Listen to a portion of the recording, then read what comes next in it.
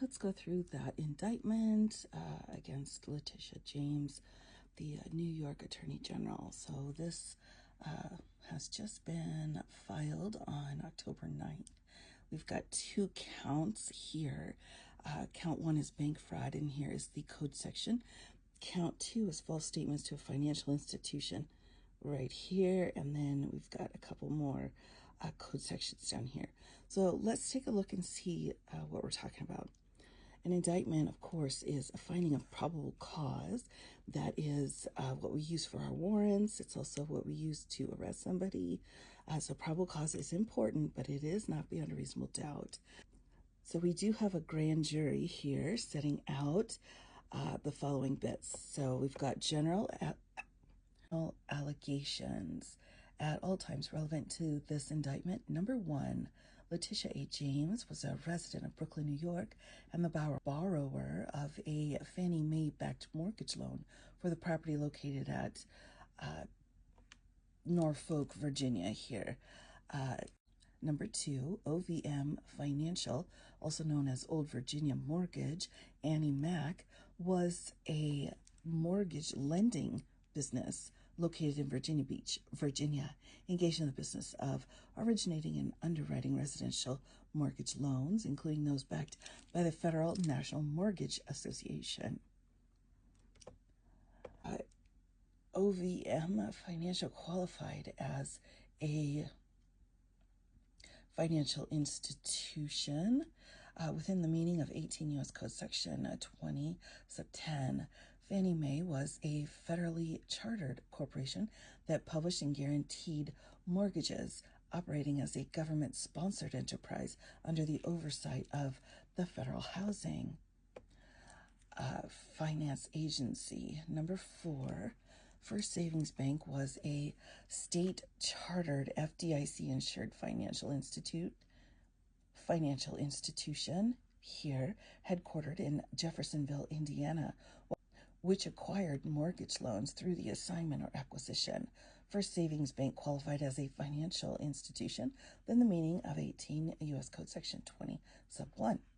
On or about August 17th of 2020, James, as a sole borrower, purchased the 3-bedroom, 1-bathroom property located at 3121 Perone Avenue, Norfolk, Virginia, for approximately $137,000, financed with a mortgage loan of approximately $109,600, backed by Fannie Mae. Number 6, the loan was originally by OVM Financial under a signed second home rider, which required James as the sole borrower to occupy and use the property as her secondary residence and prohibit its use as a time-sharing or other shared ownership arrangement or agreement that requires her either to rent the property or give any other person any control over the occupancy or use the property. Number 7, despite these representations, the Perone property was not occupied or used by James as a secondary residence and was instead used as a rental investment property, renting the property out to a family of 3. This misrepresentation allowed James to obtain favorable loan terms not available for investment properties, including a note rate of 3%, avoiding a 0.815% higher comparable investment property rate of 3.815%, resulting in approximately $17,837 in rate savings over the life of the loan, a seller credit of approximately $3,288, exceeding the seller credit for investment properties by approximately $1,096, for a total ill-gotten gains of approximately $18,933 over the life of the loan. Number 9, James' universal property application for homeowners insurance indicated owner-occupied non-seasonal use, further misrepresenting the intended use of the property. Number 10, James filed Schedule E tax form under penalties of perjury, treating the Perone property as a rental real estate, reporting fair rental days, 0 personal use days, thousands of dollars in rents received and claiming deductions for expenses relating to the property, further contradicting the second home classification. Number 11, the loan was acquired by or assigned to First Savings Bank March of 2021, exposing it to risks associated with the misrepresented loan. Number 12, the acts described herein occurred within the Eastern District of Virginia. So a lot of this sounds very familiar to the civil case that was brought by A.G. James against Mr. Orange. So that's interesting. Count 1 here is bank fraud. The allegations in paragraph 1 through 12 are realleged, incorporated herein. Number 14, from on or about August 7th of 2020 through at least January of 2024, the Eastern District of Virginia and elsewhere, the defendant, Letitia James, did knowingly execute and attempt to execute a scheme and artifice to defraud OVM Financial and First Savings Bank financial institution and to obtain monies, funds, and credits owned by and under the custody and control of OVM Financial and First Savings Bank by means of false, fraudulent pretenses, representations, and promises.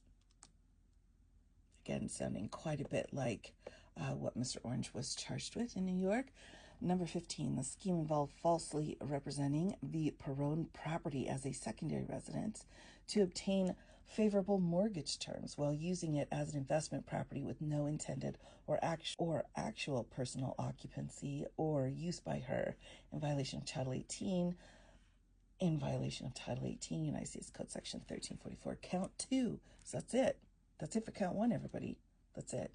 Do we have probable cause? Well, we'll have to see. Count 2, false statements to a financial institution. Now, again, this is familiar because this is what Mr. Orange was dealing with. Number 16, the allegations in paragraph 1 through 12 are realleged and incorporated herein. And again, as you can see, it's one paragraph. This is one, okay, we are on count 2. And right, so we are on count 2 here, and we have one small paragraph here, this is it, to set out probable cause for this indictment. This is unusual because this is like almost no information. Number 17, from on or about July 28th of 2020 through at least August 31st of 2020 in the Eastern District of Virginia and elsewhere, the defendant, Letitia James, did knowingly make and cause to be made false statements and reports for the purpose of influencing the actions of OVM Financial, a Fannie Mae-backed lender, upon an application for a loan, in that James represented and affirmed in uniform residential loan applications and related documents that the Perrone property would be used as a secondary residence, when in truth and fact, as James then knew, the property was intended and used as an investment property with no intended or actual personal occupancy or use by her. So again, all these phrases that we're talking about where they're saying she did not ever intend, well, I mean, how do you know?